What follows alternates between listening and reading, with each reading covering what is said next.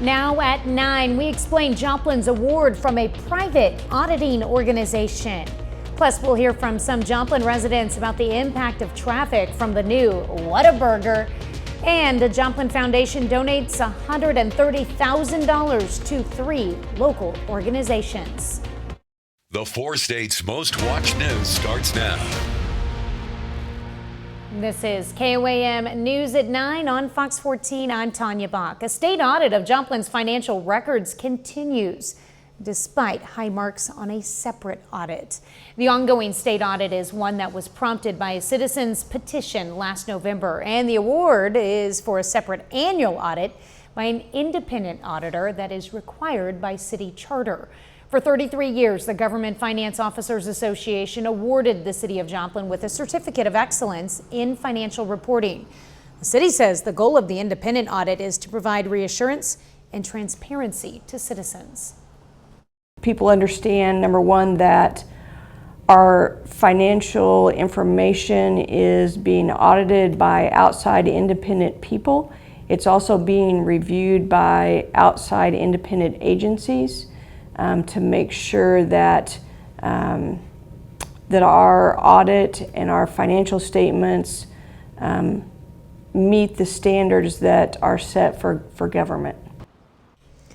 Again, the audit demanded by the petition is still underway. The state auditor's office had told us previously that audit was to begin in February. We reached out to the office today to get an update, and we have not yet received a response. Chief Meteorologist Doug Hetty joins us now with a first look at weather. Well, it turned out to be a nice one for us today. Temperatures right about where we should be for this time of the year. 75 is where we topped out. Average high is 76 degrees.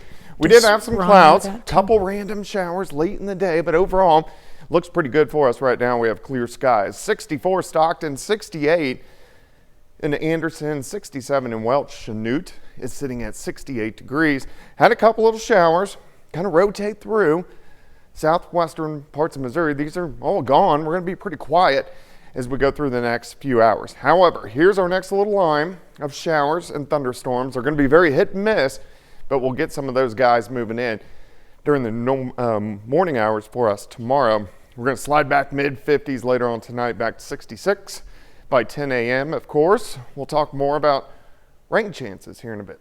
All right, looking forward to that talk. Thanks, Doug. Voters in Bourbon County, Kansas today passed a plan to help establish and operate a new emergency department in the county. It comes after Ascension Via Christi closed its ER in Fort Scott late last year. Now, this implements a new quarter-cent retail sales tax to fund the proposal. That tax will take effect on October 1st and remain in effect for 5 years. The new Whataburger in Joplin opened its drive-thru this week. To avoid traffic on Rangeline, the drive-thru line is currently being directed to the neighborhood behind the restaurant. KOAM's Fernanda Silva spoke to residents to hear their thoughts on this. Crazy. They were lined up from the restaurant all the way to the first section up here. Lots all day long. Dina Hill lives behind the new Whataburger location. On the opening day of the restaurant, her street got busy. I didn't mind it. I mean, no, I thought it was fine. He shares her perspective with one of her neighbors, Brett Hoggy. It doesn't bother me. I'm sure it bothers some of our other neighbors where their driveways are blocked, but our driveway isn't blocked so we can get it in and out, so it doesn't bother us. Whataburger says they will address the concerns of locals. During our higher traffic times, we'll make sure that they'll kind of split the cars apart so that they can get out of their driveways. According to Whataburger, having drive-through traffic coming from a residential street is a temporary solution, and soon that will be moved to Rangeline. Whataburger always reaches out to the community before we open a restaurant, and we talked to the Joplin Police Department, and we had to make a decision as to what the best traffic pattern would be so that we could not hinder traffic. Joplin Police Department says Whataburger hired off-duty officers to work an extra duty assignment at their location, and part of their duties is to oversee traffic congestion. According to the PD, their patrol and traffic divisions may assist if needed. They just make sure that everyone knows which direction to go so that they're not confused, and also so they're not stopping out front and hindering the traffic that's on Rangeline. Meanwhile, neighbors get to watch the influx. He was so impressed with the traffic that she posted pictures on her social media. My cousin replied on my comment and my picture, and he said, "That's a Texas thing." I said, "Well, now it's a Joplin, Missouri thing." In Joplin, Fernanda Silva, KOAM News. That's right. Now it's a Joplin, Missouri thing. And currently, Whataburger only offers the drive-thru option. Dining room and curbside service will follow in a couple of weeks. The Joplin Regional Community Foundation today donated $130,000 to 3 area nonprofits. The money comes through the foundation's Philanthropic Society, the Joplin Police Department, Creative Learning Alliance, and Watered Gardens each get at least $30,000. The JRCF says grants like this are all part of its mission. Why we exist, we're here to make the community better and help our nonprofits. We have about 65 nonprofits that have funds with us. We have a total of about 160 funds. Some of those are donor-advised funds and other types, but these agency partners that we have, the nonprofits, are very important to us, and it's very important to us to try to help them. Since the first grants in 2019, the Philanthropic Society has awarded more than $1.1 million to nonprofits serving Joplin, Webb City, and Carl Junction. It's National Police Week, so the Jasper County Sheriff's Office took time to honor fallen law enforcement officers. The ceremony at the county courthouse in Carthage recognized the brave men and women who were killed in the line of duty while serving Jasper County. Local officials, law enforcement members, and community leaders all paid their respects. And the Webb City Fire Department today hosted a party to celebrate a life of service for one longtime firefighter. Jackie Clark is the 3rd longest serving firefighter in the history of the department, having served more than 40 years. During that time, he's done a little bit of everything, from delivering babies to saving lives and houses. I'm old school. I believe in loyalty. Commitment. City has been really, really good to us. They have gave to us and helped us through the rough times, and I've actually raised my family working here, so it's been real rewarding. I haven't had better. He's been a great battalion chief. I think what I admire the most about him is his resilience. You know what I mean? He's been doing this for years. Clark says he now hopes to enjoy his cars, travel with his wife, and work on some honeydews. Well, coming up, untreated hearing loss impacts millions of Americans every year in more ways than one. We're going to have some tips to stay safe. Freeman celebrated future leaders today with 8 graduates of its Freeman Aspiring Leader program. The program allows accepted Freeman applicants to learn and pursue leadership roles with Freeman. Each applicant had to come up with a project and then develop and research all areas of implementing it. The applicants wrapped up their projects with a 20-minute presentation to the other participants, supervisors, and leaders. That we see leadership potential in. So giving them some resources, more education, different opportunities to advance their leadership skills. So in the event that there is a leadership position open that they would maybe be qualified for or would be a good fit for, it kind of gives them already that head start to know some of those pieces about maybe finances, budgeting, human resources. The Freeman Aspiring Leader program ran 8 months from September of last year to today. Hearing loss can be caused by a number of factors. According to the National Institutes of Health, those can include certain health conditions in older people, ear infections, brain injuries, and more. But no matter the cause, if left untreated, health experts say hearing loss can lead to other harmful effects that can dramatically alter people's lives. Fox News' Krista Mayo takes a closer look at what you can do to stay safe. Have you heard the news? With May marking National Speech Language Hearing Month, medical experts are sounding the alarm. warning how untreated hearing loss can lead to severe health and safety risks and how millions could be affected. Oftentimes, hearing loss happens gradually, but some common signs of hearing loss might include difficulty hearing in the presence of background noise, speech sounding muffled or mumbled, increased television volume, or even ringing in the ears. In the U.S. alone, nearly 29 million adults could benefit from using hearing aids, according to the National Institute on Deafness and Other Communication Disorders. Family members might suspect hearing loss in an older loved one. They might notice that their loved one is asking for a repetition. Maybe they're misunderstanding speech information. Kayla Kirk, audiologist at The Ohio State University, says it's critical people are proactive about hearing loss. Delayed treatment of hearing loss might lead to things like social isolation or even impact quality of life. According to data from the CDC, that isolation can increase people's risk for heart disease, stroke, depression, and an earlier death. Kirk says anyone with concerns should undergo a professional hearing evaluation. Treatment options for hearing loss might include things like medication, surgery, a hearing aid, or an implantable device like a cochlear implant. Meanwhile, the CDC also reports more than 5 million kids and teens ages 6 to 19 and roughly 26 million adults 20 to 69 have permanent hearing damage due to exposure to excessive noise. Health experts advise wearing earbuds or headphones if you'll be in loud places for long periods of time. Chris DeMeo, Fox News.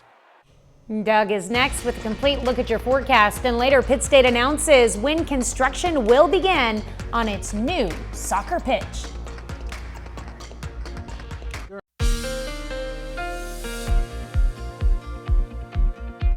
Well, of course, it turned out to be a pretty nice day for us today after some more rain that we got yesterday. And a few of us got a couple random showers earlier today. None in Joplin, but if we look at our rain stats, of course, we've really caught up lately, but still a little bit below our average for this time of the year. We've picked up almost 14 inches of rain, but we're going to add to this by the time we go into the daytime hour tomorrow. All right, let's go outside. Cornell Arts and Entertainment Complex Tower Cam. We are looking downtown off toward the north and to the east. Looks pretty good. We have pretty much clear skies, and that's what we're going to see over the next several hours. It's 67 in Nevada and Neosho. We have Miami at 67, Pittsburgh much of the same, also about 67 degrees. Outside, here's 7th and Rangeline, 66, and the winds have died down just a little bit. It was kind of breezy earlier today. All right, there goes. There's a few little showers we had earlier today, kind of rotating on the backside of an area of low pressure. We look pretty good now. You can see upper level low kind of spinning away from us, but back to the west. Here's the beginnings of our next storm system, which will start to affect us tomorrow. These showers and thunderstorms will kind of race across the state of Kansas tonight. They're not going to be very strong. They're going to be very scattered, but we are going to have some hit and miss showers in here as we go into the daytime hours tomorrow. And then once the upper level wave makes it in, then we're going to see a lot more rain pushing in tomorrow night. So we are going to have a severe risk low tomorrow night. The greater risk is going to be out toward Wichita, Ponca City, Bartlesville. We are sitting in a level 1 out of 5, so pretty low, but we are going to have some stronger thunderstorms. 8 p.m. to 4 a.m. on Thursday morning. We'll keep all the threats low. Main threat is going to be hail and wind. All right, let me walk you through time for us tonight. Drop back mid-50s. Few clouds get in here late. See those pop-up little showers pushing into our western counties and just kind of hit and miss throughout the morning hours. Most of you probably staying dry. Hit and miss showers into the afternoon, and then tomorrow evening, thunderstorms will start to pop up, especially along the state line of Oklahoma and Kansas. And then we just get periods of thunderstorms. Again, some of these could be a little bit stronger, maybe low grade severe, but overall, just strong thunderstorms. Here's 2:30 in the morning, Thursday morning. As we go into Thursday morning, still we're going to have periods of showers and thunderstorms pressing through the region, and then by Thursday afternoon they kind of die off, and then we'll see another round trying to get going late Thursday night. All right, let's go 79 tomorrow, 79 on Thursday, 70 on Friday. Those rain chances sticking around for the next few days, but clearing out, looking pretty good as we go into the weekend. Like a nice weekend. Get some stuff done outside. Before more rain returns next week. Yep. Gives us time to mow. Yep. There we go. All right. Thanks, Doug. You bet. The 2024 tornado season has the second most reported tornadoes to date on record. Now, that's according to the Storm Prediction Center, which says there were at least 781 tornado reports through May 13th. That stands behind only 2011, which had more than 1,300 by this date. Records go back to 1950. Now, according to the center, the average number of tornado reports through May 13th is 620. That makes this year well above average. Well, coming up, airlines pushing back against the government. Part of President Biden's economic agenda was to fight against junk fees to save people money, but now 6 major airlines are fighting back. I'm Grady Trimble in New York. I'll have the full report coming up.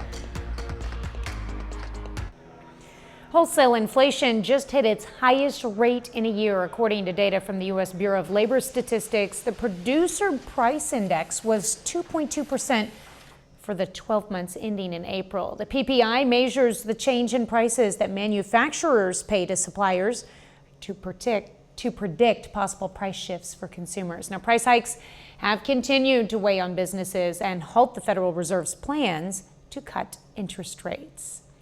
6 major airlines are suing the Biden administration over its efforts to crack down on junk fees. Fox Business correspondent Grady Trimble has the details. Major U.S. airlines are opposing a rule that they say is an example of overreach by the Department of Transportation. They call it arbitrary, capricious, and abuse of discretion, and otherwise contrary to law. Last month, the Biden administration introduced a new rule that would require airlines to disclose fees for, say, checking a bag or changing a flight. The agency says consumers are overpaying $543 million in fees every single year. The Biden administration thinks this war on junk fees is a winning issue with voters, but the companies he's targeting are fighting back. The trade group that represents the airlines and is also part of a new lawsuit says this rule will confuse customers, and it adds the DOT's attempt to regulate private business operations in a thriving marketplace is beyond its authority. Consumers are well aware of the existence of ancillary services fees, and it goes on to say airlines go to great lengths to make sure customers are knowledgeable about these fees. The Department of Transportation is pushing back, though, saying it'll vigorously defend its rule and that many air travelers will be disappointed to learn the airline lobby is suing to stop these common sense protections. This isn't the only setback the Biden administration is facing as it tries to crack down on what it calls junk fees. Just last week, a federal judge in Texas put on hold a rule that would have blocked credit card companies from charging customers late fees higher than $8. In New York, Grady Trimble, Fox Business. Up next, we'll learn about a unique concert experience driving into Joplin this month.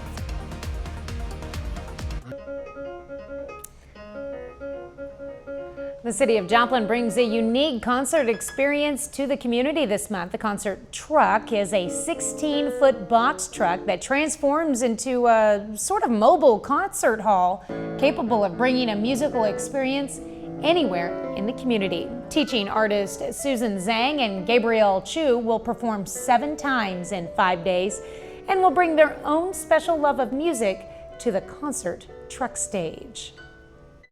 Expect a lot of really fun, charming, profound and beautiful music from the classical canon. We usually do a little bit of genre bending, not so much this week, but sometimes we might go.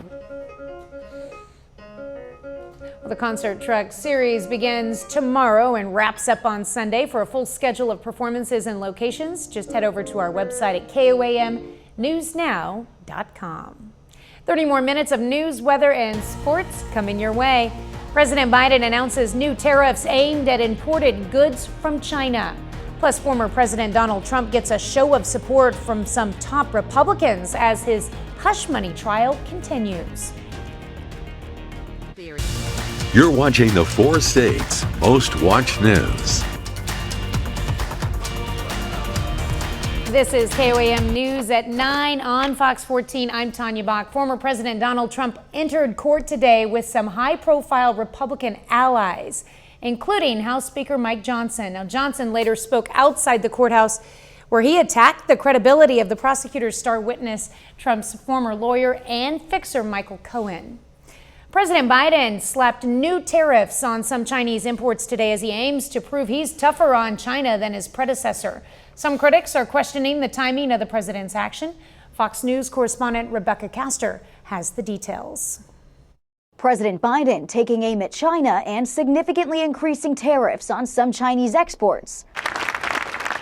A move the president says is aimed at protecting American workers. It's not competition, it's cheating.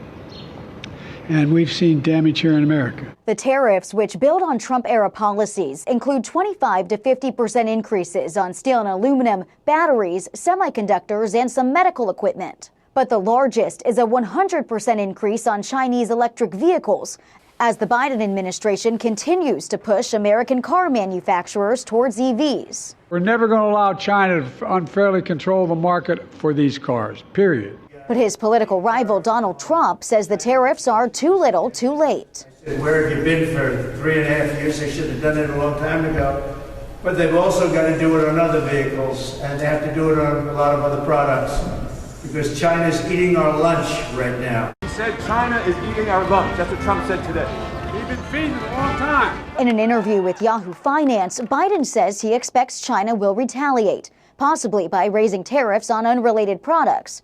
But the White House is downplaying any concerns. There's no need for a trade war. That is not what this is about. This is about protecting, again, American workers. This is about protecting American businesses. The tariffs are also likely to throw a wrench in the new and fragile cooperation officials in Washington and Beijing have been building over recent months. In Washington, Rebecca Castor, Fox News. Secretary of State Antony Blinken is in Ukraine after Congress passed a long-delayed $61 billion aid package last month. This visit comes as Russia launches a new offensive in the country's northeast, as well as renewed assaults in the east. Ukrainian President Volodymyr Zelensky called the arms crucial as they try to beat back the Russians. A bit later, some Carthage, Missouri students get a living history lesson at a Great Americans Day event.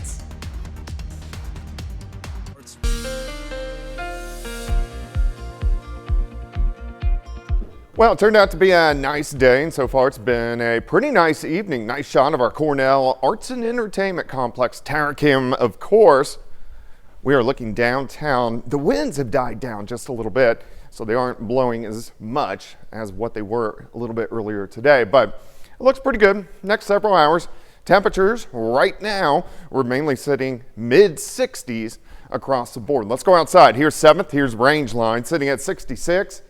North winds are light, and they're going to stay light as we go through the overnight hours tonight. All right, we had a few showers earlier on the Missouri side, kind of rotating around our big upper level low, which is now pushing into parts of Illinois. So it's heading away from us, but right back to the west, already you can see showers and a few thunderstorms out across central and western Kansas. This is our next weak little wave.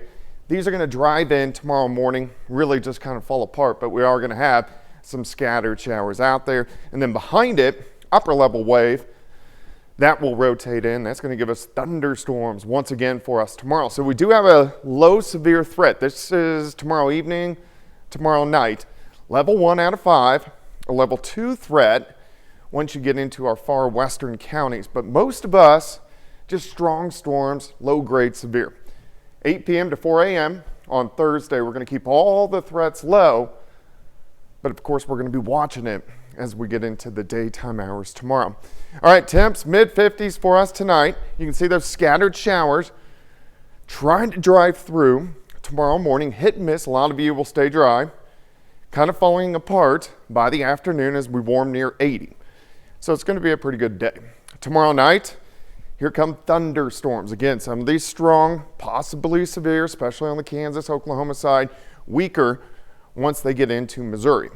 Periods of showers, thunderstorms through the night. Here's 2:30 in the morning, so early Thursday morning. Thunderstorms continue, especially right along the I-44 corridor. Here 6:30 in the morning on Thursday, and then showers kind of falling apart once we get into Thursday afternoon. However, Thursday night, we'll see another little wave that tracks to our south. So we're going to get some additional showers in here again late Thursday and then into Friday morning. Potential rainfall over the next 2 days, really starting tomorrow night. A lot of areas could pick up 1 or 2 inches, maybe upwards of 3 with those showers and thunderstorms that we're going to see tomorrow night. All right, day planner, a few random showers. High temp, 79 degrees tomorrow. Thunderstorms tomorrow night into Thursday morning, and then again, a few popping up on Friday morning. We're going to clear out just in time for the weekend. Looking pretty good, 82 on Saturday, 78 on Sunday. Thunderstorms, severe threat really gets going again next week. A little break. So how early could the storms be moving in tomorrow night? 8 p.m. 8 p.m.? Yeah. That's not bad. No. Enough time to get your day in there. Yeah. All right. Thanks, Doug. Well, Pitt State is almost set to begin construction on its new soccer pitch. The all-turf pitch will be built on the field between the Weed Gymnasium and the University Lake by the Gorilla Walk Path. It'll be built in phases, starting with the turf and equipment, and then future additions will include a press box, lighting, fencing, and seating. Officials expect it to be ready in time for the start of the women's team's first regular season game this fall. They'll host 9 home games in this first season. Exciting. Well, coming up in sports, it's regional championship night for high school baseball and softball teams in Southeast Kansas. Plus 2 local high school softball teams from Missouri try to punch their ticket to the Final Four. John Dales has those stories and more up next.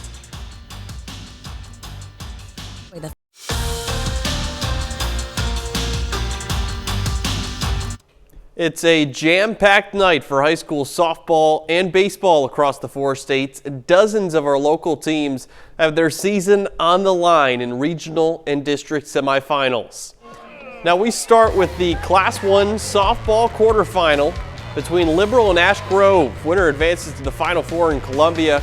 Bottom of the first, Chelsea Graham smacks a pitch to deep center, gone for a 2-run home run. Ash Grove jumps out to an early 2-0 lead, but Liberal responds, down 3-0 in the 4th, bases loaded. The freshman Sadie Meadows goes deep to center. It drops down, 2-run score. Bulldogs try to get the tying run across the plate, but Lainey Simpson called out. Liberal gets another chance with the bases loaded, though, in the final inning. Down 4-2. Jordan Goodell skies one to right field. Catch made there. Throw to the plate in plenty of time to get the lead runner from third. That's a double play. Bulldogs then down to their final out, and Ash Grove pitcher Megan Hawkins catches the infield pop-up to end it. She throws a complete game, gets the win. Liberal season ends in the state quarterfinals. Bulldogs fall to the Pirates 4-2. In Diamond tonight, the Wildcats look to continue their postseason. They host the quarterfinals against Forsyth. Bottom of the 3rd inning is where we start it. Caitlin Surrey hammers this ball over the left field fence, gone for a 2-run home run. Diamond just like that on top, 2-0. We go ahead to the 4th. Starting pitcher Talon Reeder helps her own cause. She hits a deep fly ball. That clears the fence as well. It's a solo home run. Wildcats offense starts to heat up. Diamond leading 3-1 at that point. Now to the 5th. Talon Daniels crushes one to center field. The home run derby continues. Another solo shot. Wildcats go up 4-1. Now the rally continues in the 5th inning. Diamond can win the game by run rule, and Daniels stays hot. She singles to left field. The ball gets by the outfielder. That does it. Diamond is going to the state tournament for the 3rd time in the past 4 seasons. Wildcats beat Forsyth 11-1. I'm so proud of my girls. Very satisfying, but very hungry. They have a job that they have left unfinished, so let's go get it. I think it just kind of shows back to our theme, iron sharpens iron, and also just the dedication these girls have, and they're hungry and they're fighters, and it just has a lot to do with their work ethic. Now to Kansas, Class 2 1A. Colgan softball is the regional champion. The Panthers are heading to state after winning 2 games tonight. They take down top-seeded Jayhawk Lynn 4-0 in the semis. Then they beat 3-seed Northeast 7-4 in the championship. In 4A, Independence softball falls 1 game short of making a trip to state. Lady Bulldogs beat Chanute in the semis, but they fall 3-0 to top-seeded Wamego in the finals. Elsewhere in 4A, Fort Scott is heading to state. Lady Tigers are regional champs. They win the title game 10-0 over El Dorado in just 5 innings. Very busy night for high school baseball in the 4 states as well. Several of our local schools play in regional or district championships and try to advance to state. Starting in Missouri, Aurora wins the Class 4 District 11 championship game over Mount Vernon. The Hound Dogs punched their ticket to sectionals with a 14-11 victory. Elsewhere, Lamar dominates its district title game. The Tigers take down top seed Stockton 16-5. They're on to sectionals as well. Back to Kansas, Class 3A Frontenac baseball is headed to state. The Raiders take down 1 seed Riverton 7-4 in the championship game. Now they also had to rally from a 5-0 deficit to beat Baxter Springs in the semifinals. Then in another 3A regional championship, Humboldt baseball has its season come to an end tonight. The Cubs fall to 2 seed Burlington 11-5. 11-5, they finished the season with a record of 19-5. So if you're keeping track at home, that's 3 of our local softball teams going to state, 3 more of our local baseball teams going to state. There's going to be more tomorrow and Thursday as well. Big wins for the Fort Scott girls and the Diamond girls. Of course. Wow. Yeah. Yeah. All right. Thanks, John. Back with more news after this. The city of Carthage brought history to life today with the Great Americans Day. The roughly 6-hour event provided a field trip for hundreds of kids to learn about various historical figures brought to life by volunteers from the Carthage community. Figures such as Harriet Beecher Stowe. And her education was key. And I want the children to see that too, that they are so blessed to have an education and to be able to get it, because back during Harriet's time, that was just unheard of. It was considered a waste of money to educate a female. And due to weather concerns, the event was moved from the Central Park over to the Fairview Christian Church. Brown versus Board of Education hits another milestone on Friday. Today, the Department of Education and Department of Justice hosted an event commemorating the decision, which ended racial segregation and discrimination in schools. Fox News Chief Washington correspondent Mike Emanuel has the details. We are not given access to the same amount of resources, to the same quality of education. And if we don't have that, how are we supposed to be successful? Our schools are segregated because our communities are segregated. Our social circles are segregated. Student advocates share why they think American schools are still segregated at an event remembering the Brown versus Board of Education decision. 2024 marks 70 years since the U.S. Supreme Court declared separate but equal unconstitutional. But Education Secretary Miguel Cardona admitted racism just looks different in this day and age. Black students may no longer need to be escorted to school by U.S. Marshals today. We have a system where we have normalized underinvesting in schools that serve a majority black communities. Really, every day you walk around and you see students who are being heavily affected by problems like this, like myself. According to Axios, a review of federal data and 2 new reports show racial segregation in schools across the country has increased dramatically over the last 3 decades. Brown versus Board and its legacy remind us of who we want to be as a nation. A place that upholds values of justice and equity as its highest ideals. Also in attendance at the event were 3 of the members of the New Orleans Four. They were 6 in 1960 when they faced death threats, racial slurs, and taunts for going to school. In Washington, Mike Emanuel, Fox News. Coming up, students across the country walked across the stage this past weekend, but we're going to check out one graduation ceremony that couldn't quite get the students' names right. Students at a Philadelphia nursing school could barely recognize their own names being called out at their graduation. It was due to an attempt to pronounce the names phonetically, which degenerated into a hilarious series of mispronunciations. Ginny Moose shows us.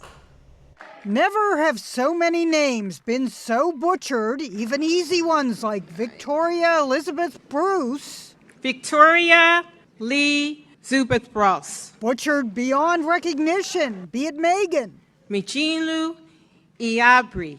Or Allison. Alisuna Cole Bishop. And how can you mangle Molly? Marlena Zubeth Camp. The announcer at Thomas Jefferson University in Philadelphia was reading off phonetically spelled names on cards. But how hard is it to pronounce Thomas? For the record, Thomas, can you state your full name for us? Thomas Michael Canaveri Jr. Thomas was the first College of Nursing grad to actually correct the mispronunciation. Thomas.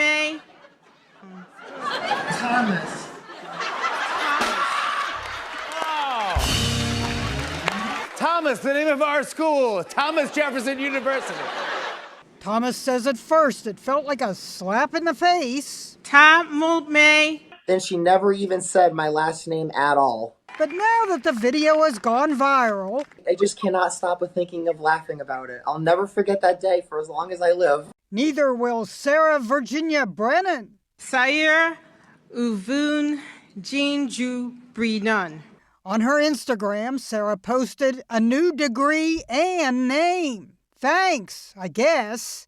The announcer apologized, so did Thomas Jefferson University, saying each graduate deserves to have their name honored correctly. But for now, Thomas is AKA Tamume. That's my new nickname all my friends have gave me.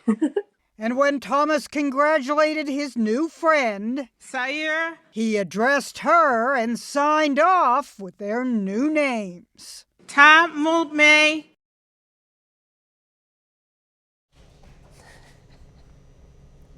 I don't know why it just continued and continued. That's funny. That's our time for tonight. Thanks for joining us. We're going to leave you with video of a goose parent leading an endless stream of baby geese in Michigan. Wow, look at that. Have a great night and an even better tomorrow.